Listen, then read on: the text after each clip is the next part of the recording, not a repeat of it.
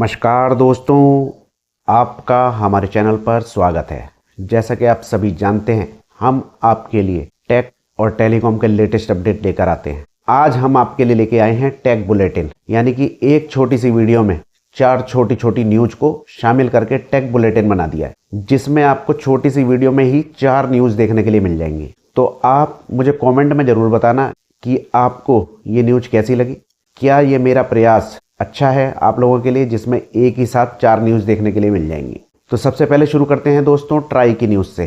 Try ने सरकार से और भी शक्तियां मांगी हैं। शक्तियां यानी कि अधिकार, क्योंकि अभी ट्राई के पास जो अधिकार हैं उसमें सिर्फ चेतावनी देना और टेलीकॉम कंपनियों के ऊपर नज़र रखना कि कुछ गड़बड़ ना करें। तो ट्राई का कहना है सरकार से कि जैसे जैसे समय बदलता जा रहा है, 5G का ज़माना आ गया है, तो अब उसके अधिकारों में वृद्धि होनी चाहिए, जिसमें ट्राई चाहता है कि वो डायरेक्ट जुर्माना भी लगा सके। हालांकि जुर्माना ट्राई अभी भी लगाता है, लेकिन ये कंपनियां कोर्ट में दलीलें देके बच जाती हैं और जुर्माना नहीं भरती। जैसा कि अभी आपने कुछ दिनों पहले एक न्यूज़ देखी होगी, जिसमें मैंने बताया था कि ट्राई ने जुर्माना लगा दिया इन कंपनियों के ऊपर। तो अब ट्राई चाहता है कि वो खुद जुर्माना लगाए और खुद वसूली कर सके इनसे। दूसरा, ट्राई चाहता है कि इन कंपनियों के अंदर जाके वो खुद जांच कर सके, पेपर वर्क की, मशीनरी की और भी कई तरह की चीज़ों की जांच ट्राई खुद कर सके। ट्राई चाहता है कि वो सलाहकार ना रहकर रेगुलेटर बन जाए, यानी कि बॉस बनने की ट्राई की योजना है। इन कंपनियों के ऊपर पूरी तरह से नियंत्रण रखने के लिए ट्राई चाहता है कि उसके पास में शक्तियां ज़्यादा हों, अधिकार ज़्यादा हों। अभी केवल वो सलाहकार के तरीके से है। कोई भी चीज़ होती है तो सरकार और टेलीकॉम कंपनियों के बीच में सलाहकार के रूप में रहता है ट्राई। अगर वो कुछ गलत करती हैं तो वो सरकार को बता देता है ट्राई, कुछ अच्छा करती हैं तो ट्राई सरकार को बता देता है। किस तरीके से जो कॉल ड्रॉप है, नेटवर्क वगैरह, उसमें दिक्कतें आती हैं तो ट्राई जाँच कर लेता है, तो फिर बीच में आके सरकार को बता देता है कि ऐसी ऐसी चीज़ें। तो सरकार के और टेलीकॉम कंपनियों के बीच में है ट्राई, एक सलाहकार के रूप में, मीडिएटर के रूप में। तो सरकार से चाहता है ट्राई कि उसे रेगुलेटर बनाया जाए, यानी उसको एक जिम्मेदारी और बढ़ा दी जाए, जिससे वो इनके ऊपर पूरी तरह से नियंत्रण कर सके। अगर कॉल ड्रॉप होती है तो जुर्माना लगा सके, कड़ाई से सभी नियमों पर पालन करा सके इन कंपनियों से। तो पहली न्यूज़ तो आप लोगों के लिए ट्राई से रिलेटेड है। दूसरी न्यूज़ है जियो के 3 GB वाले रिचार्ज के ऊपर। तो जो लोग भी 3 GB डेटा का रिचार्ज करना चाहते हैं और 5G अनलिमिटेड चाहते हैं, तो वो जियो के इस रिचार्ज प्लान का चुनाव कर सकते हैं। इसमें 3 GB डाटा आपको रोज़ मिलता है, 100 SMS रोज़ मिलते हैं, अनलिमिटेड कॉलिंग मिलती है और कई सारे OTT प्लान आपको इस प्लान में मिलते हैं। गूगल जेमिनाई का सब्सक्रिप्शन भी इसमें मिलता है और इसकी कीमत है 449 रुपये, यानी कि 450 रुपये में 1 रुपया कम। 449 रुपये में आपको 3 GB डेटा मिल जाएगा। तो आपके पास में अगर 5G फ़ोन है तो अनलिमिटेड 5G का भी मज़ा ले सकते हैं आप इस प्लान के अंदर। अब बात करते हैं तीसरी न्यूज़ के ऊपर। तीसरी न्यूज़ है दोस्तों वन प्लस से रिलेटेड। वन प्लस के जो CEO हैं पीट लाउ, इनके लिए गिरफ्तारी वारंट निकाल दिए हैं ताइवान ने।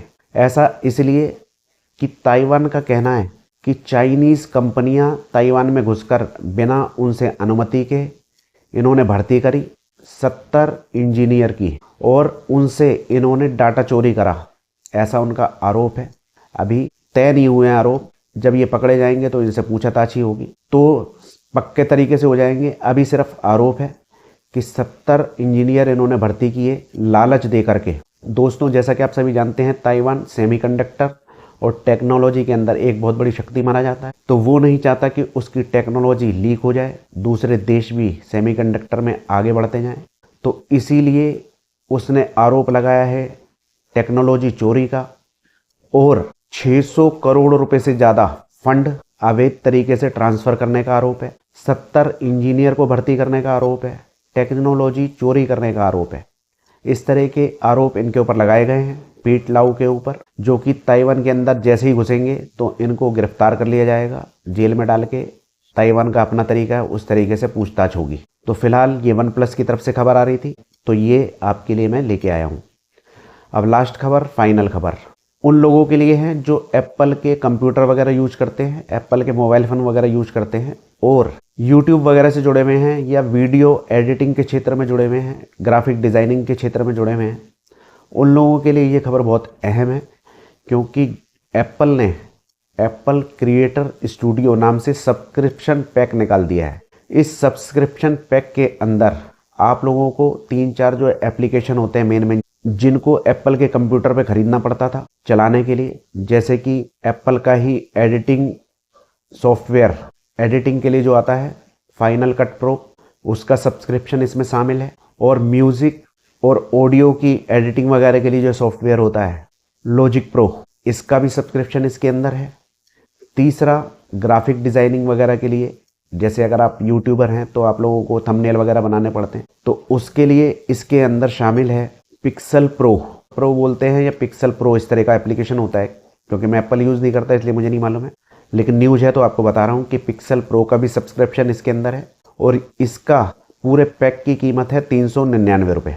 तो आप अगर यूट्यूबर हैं या फिल्म वगैरह की एडिटिंग वगैरह भी करते हैं फाइनल कट प्रो पे, तो आप इस पैक को ले सकते हैं। 399 रुपये का ये पैक है। इसमें आपको 1 महीने का सब्सक्रिप्शन मिलता है और जो स्टूडेंट हैं उनके लिए 199 रुपये का है। और जितने भी यूजर्स पहले महीने अगर इस्तेमाल करना चाहते हैं तो ये फ्री है 1 महीने के लिए। और अगर आप एप्पल की डिवाइस मैक वगैरह खरीदते हैं तो 3 महीने का सब्सक्रिप्शन आपको मिलता है। उसमें आप यूज करके देख सकते हैं कि कैसा चल रहा है, कैसा आपका अनुभव है। तो जो लोग यूट्यूबर हैं और एप्पल की डिवाइस पे एडिटिंग वगैरह करते हैं तो उनके लिए 399 रुपये का पैक है। तो दोस्तों ये थी छोटी छोटी 4 न्यूज़ आप लोगों के लिए लेके आया। आपको कैसी लगी कमेंट में बताइए। वीडियो अच्छी लगी हो लाइक कीजिए, शेयर कीजिए और छोटी छोटी वीडियो में ज़्यादा जानकारी के लिए चैनल को सब्सक्राइब कर लीजिए। आज्ञा दीजिए, नमस्कार।